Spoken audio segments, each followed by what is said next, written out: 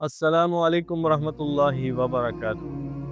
मुअज़्ज़िज़ सामीन व नाज़रीन, एक रूहानी मर्ज़ बड़ी तेज़ी से बढ़ रहा है। कुछ लोग आपके सामने मुस्कुराते हैं, आपकी तारीफ़ों के पुल बांधते हैं, और जब आप पीठ मोड़ते हैं तो वही लोग आपकी इज़्ज़त को नोच रहे होते हैं। ये सिर्फ़ बदअख़लाक़ी नहीं, बल्कि एक ऐसा ख़तरनाक गुनाह है जो इंसान को आग की तरह जला देता है। मुँह पर तारीफ़ करना और पीठ पीछे बुराई करना इस्लाम में महज़ अख़लाक़ी कमज़ोरी नहीं, बल्कि दोहरा जुर्म है। एक तरफ खुशामद और रिया, दूसरी तरफ ग़ीबत और बहतान।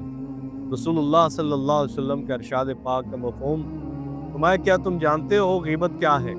सहाबा ने अर्ज़ किया, अल्लाह और उसका रसूल बेहतर जानते हैं। फरमाया, अपने भाई का वो ऐब बयान करना जो उसे नागवार हो। पूछा गया, अगर वो ऐब उसमें मौजूद हो?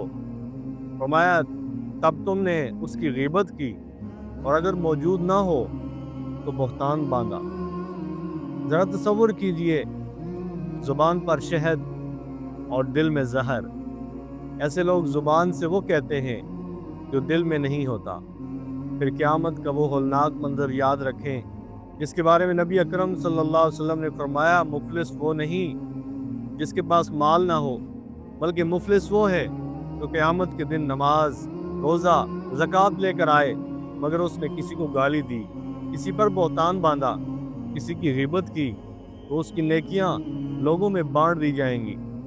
सोचिए, आप किसी की पीठ के पीछे बात कर रहे हैं और आपकी ज़िंदगी भर की इबादत किसी और के खाते में जा रही है। याद रखिए, जो आपके सामने किसी की ग़ीबत करता है वो आपकी भी करेगा, क्योंकि ये ज़ुबान का नहीं बल्कि दिल का मर्ज़ है।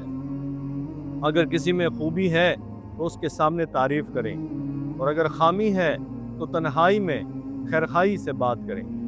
खामोशी वो इबादत है दोस्तों जो ग़ीबत से बचा लेती है। आइए अहद करें, अपने उस सरमाए की हिफाजत करेंगे जो हमें उस जगह काम आएगा जहाँ कोई किसी के काम ना आएगा। आइए अपने साथ अहद करें, ना ग़ीबत करेंगे, ना ग़ीबत सुनेंगे।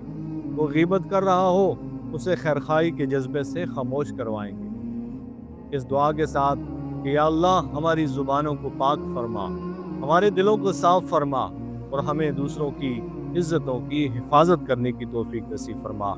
आमीन या रब्बल आलमीन।